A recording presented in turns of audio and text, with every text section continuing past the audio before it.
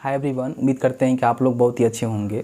जैसे कि आप सभी जानते हैं कि कल मैंने एक वीडियो बनाकर आपको जानकारी दिया है कि बिहार का जो साइंस एंड टेक्नोलॉजी डिपार्टमेंट है उसके अलग अलग कार्यालय के लिए जो है परिचारी के पदों पे, यानी कि जो कार्यालय परिचारी होते हैं उन पदों पे जो है भर्ती निकाली गई है। तो उसका जो ऑनलाइन फॉर्म है मैंने आपको बता दिया है किस तरह से फॉर्म को फिल कर सकते हैं। तो आप में से काफ़ी सारे लोग जो उस वीडियो को देखे हुए हैं और अपना जो है फॉर्म को फिल किए हुए हैं। तो फॉर्म को आप फिल कर लिए हैं तो भी इस वीडियो को देखिएगा, नहीं फिल किए हुए हैं तभी इस वीडियो को देखिएगा, क्योंकि दोनों लोगों के लिए जो है वीडियो काफ़ी हेल्पफुल होने वाला है। देखिए, इस वीडियो में हम कवर करने वाले हैं कि जो भी आप कार्यालय परिचारी का फॉर्म फिल किए हुए हैं उसका सिलेक्शन प्रोसीजर कैसे होगा, कितना कौन सा कैटेगरी के लिए पोस्ट है, एज लिमिट क्या है, क्वालिफिकेशन क्या रखे गए हैं। साथ ही साथ और भी कुछ चीज़ें हैं जिसको हम कवर करने वाले हैं, जैसे कि सबसे ज़्यादा इंपॉर्टेंट चीज़ें है कि इसका कटअप कितना जाने वाला है, ठीक है। और कुछ लोगों का जो है जो नॉन क्रीमिलियर सर्टिफिकेट है उसमें भी प्रॉब्लम आ रहा है, उसके रिगार्डिंग भी हम इस वीडियो में कवर किए हुए हैं, जिसके रिगार्डिंग के आपको हम जानकारी देने जा रहे हैं। तो प्लीज़ वीडियो को कंप्लीट देखिएगा, क्योंकि वीडियो को आप शुरू से अंत तक लेकर नहीं देखेंगे तो आई थिंक आपको जो है जानकारी सही नहीं मिलेगा, ठीक है। इसलिए इस वीडियो को शुरू से अंत तक लेकर देखिएगा। देखिए, सबसे पहले हम समझने की कोशिश करते हैं कि आखिर ये कार्यालय परिचारी का काम होगा क्या, क्योंकि आप में से काफ़ी सारे लोग जो है ये भी जानना चाह रहे हैं। तो कार्यालय जो परिचारी होते हैं उनका काम इस तरह से आप समझ सकते हैं कि कार्यालय जो होता है, ऑफिस होता है, उसमें जो भी मतलब ये ग्रुप डी का काम होता है। कहने का मतलब कि मान लीजिए फाइल इधर से उधर करना, कोई ऑर्डर कर रहा है कि मुझे जो है चाय चाहिए, कोई नाश्ता मांग रहा है, मतलब जो भी ऑफिस में काम करने वाले लोग होते हैं वो आपको आदेश दे सकते हैं कि मुझे जो है ये चीज़ चाहिए, आप लाकर उसको दीजिए। तो वही आदेशपाल का काम, परिचारी का काम, जैसे कि ग्रुप डी वाला काम, मतलब जो भी वो आदेश करेंगे वो आपको करना पड़ेगा। तो उससे कुछ मतलब नहीं है, बस काम होता है, ठीक है। हाँ, एक चीज़ मैं यहाँ पे भूल रहा हूँ, इसका सैलरी के रिगार्डिंग भी हम बात करेंगे कि इसमें आपको सैलरी कितना मिलेगा, ठीक है, क्योंकि ये भी आप लोग का बहुत सारा कमेंट आया हुआ है। तो चलिए, सबसे पहले हमने समझ लिया कि यहाँ पे जो कार्यालय परिचारी है उनका काम क्या होगा। अब यहाँ पे हम समझ लेते हैं कि कार्यालय परिचारी का जो है यहाँ पे एजुकेशन क्वालिफिकेशन क्या मांगेंगे। आप किसी भी मान्यता प्राप्त बोर्ड से 10वीं पास किए हैं, वो चाहे CBSE हो गया, IAC बोर्ड हो गया या आपका बिहार बोर्ड हो गया, तो आप इसमें फॉर्म को फिल कर सकते हैं। और बिहार के ही नहीं, बिहार के आप बाहर से भी हैं तो इस फॉर्म को फिल कर सकते हैं। मेल, फीमेल और ट्रांसजेंडर भी इस फॉर्म को फिल कर सकते हैं। यहाँ तक मैंने आपको क्लियर कर दिया। अब यहाँ पे हम बात कर लेते हैं कि इसका जो है एज लिमिट क्या रखा गया है। तो एज लिमिट की हम बात करें तो यहाँ पे देखिए, न्यूनतम जो एज लिमिट रखा गया है 18 साल रखा गया है, ठीक है। मतलब आप 18 साल हो गए हैं तो फॉर्म को फिल कर लेंगे। लेकिन इसमें जो है कैटेगरी वाइज जो इसका अधिकतम उम्र है उसको बताया गया है, जैसे कि उसके बारे में आपको हम जानकारी दे देते हैं।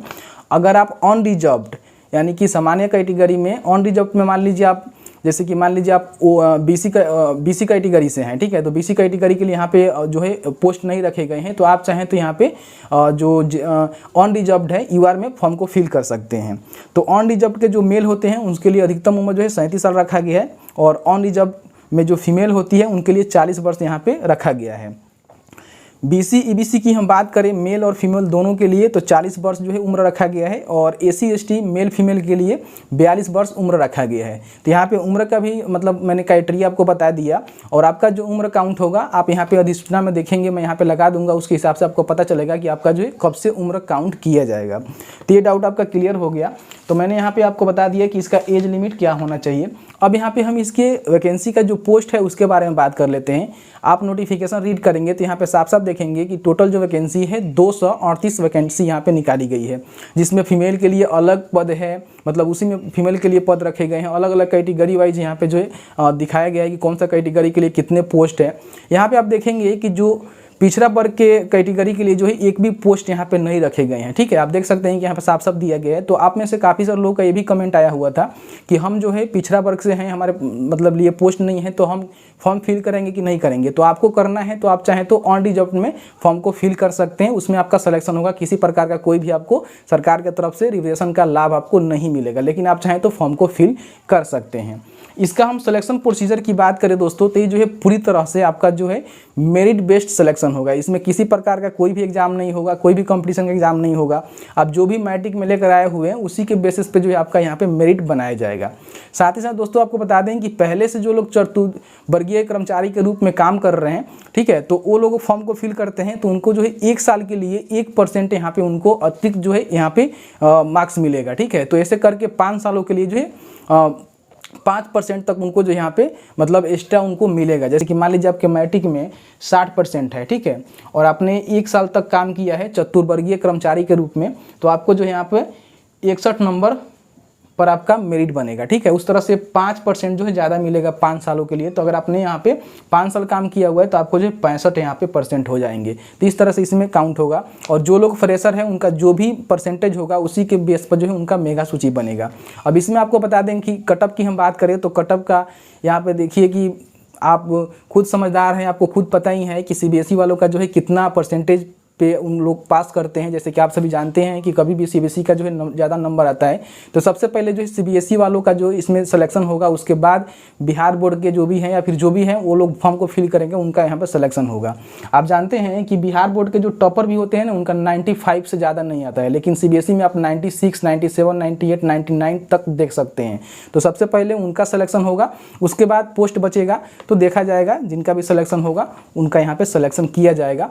तो इस तरह से आप समझ लीजिए कि अगर आपका मतलब 50% है तो फॉर्म को फिल करिए, मतलब आशा भी कम रखिएगा, मैं आपको डीमोटिवेट नहीं करूंगा। आप चाहें तो फॉर्म को फिल कर सकते हैं। आपका 40% भी है तो फॉर्म को फिल करिए, फ्री ऑफ कॉस्ट है, कोई तो पैसा लग नहीं रहा है। लेकिन अंदाज़ा लगाकर चलिए कि 50 प्लस होगा, 60 प्लस होगा तभी जो है कुछ आपका हो सकता है, बाकी यहाँ पे कुछ होने वाला नहीं है, इस बात को समझिएगा, ठीक है। तो मैंने यहाँ पे क्लियर करके बता दिया। अब यहाँ पे हम बात कर लेते हैं कि इसका जो सैलरी है वो कितना मिलेगा। तो सैलरी की रिगार्डिंग हम बात करें तो यहाँ पे देख सकते हैं कि नोटिफिकेशन आप रीड करेंगे तो यहाँ पे लिखा गया है कि लेवल 1 जो है सैलरी आपको दिया जाएगा। तो लेवल 1 आप सर्च करेंगे नेट पे तो आप देख सकते हैं कि यहाँ पे जो आपका बेसिक सैलरी होता है 18,000 रुपये होता है, और TADA मिलाकर जो है आपको 31,000 रुपये का लगभग यहाँ पे दिया जाएगा। तो इस तरह से आप अंदाजा लगा लीजिए कि आपका जो सैलरी होने वाला है 20 से 30 के बीच में हो जाएगा।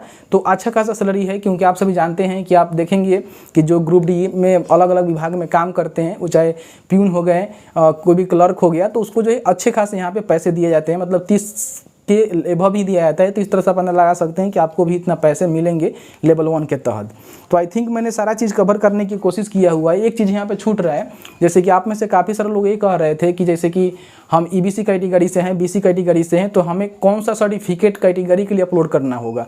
तो आपको हम बताएं, देखिए अगर आप EBC BC कैटेगरी से हैं तो नॉन क्रीमिलियर आप दे सकते हैं। 8 लाख से कम आपका परिवार का मतलब इनकम है तो आपको जो है नॉन क्रीमिलियर बनवा कर ही देना चाहिए। नॉन क्रीमिलियर कैसे बनता है उस पर मेरा प्रॉपर वीडियो आप नहीं देखें तो आई बटन में है, उसको देख लीजिएगा, ठीक है। अगर आप SC ST से आते हैं तो आपको जो है यहाँ पे जाति प्रमाण पत्र देना होगा, जो कि आप CO के लेवल से या फिर SDM के STO के लेवल से या फिर आपने DM के लेवल से बनवाया हुआ है तो उसको आप लगा सकते हैं। तो ऑलमोस्ट मैंने आपको सारा जानकारी यहाँ पे क्लियर करके बता दिया। उम्मीद करते हैं कि आपको सारा जानकारी मिल गया होगा। फिर भी आपके मन में किसी प्रकार का कोई भी सवाल होगा तो आप हमें कमेंट सेक्शन में कमेंट करके बता दीजिएगा, उसके रिगार्डिंग आपको हम जानकारी देने की कोशिश करेंगे। तो बस आज की इस वीडियो में इतना ही। चलिए मिलते हैं एक नए वीडियो में एक नए टॉपिक के साथ। तब तक के लिए वीडियो देखने के लिए आपका बहुत बहुत धन्यवाद। आप जहाँ भी रहें सुरक्षित रहें, स्वस्थ रहें। बहुत बहुत धन्यवाद।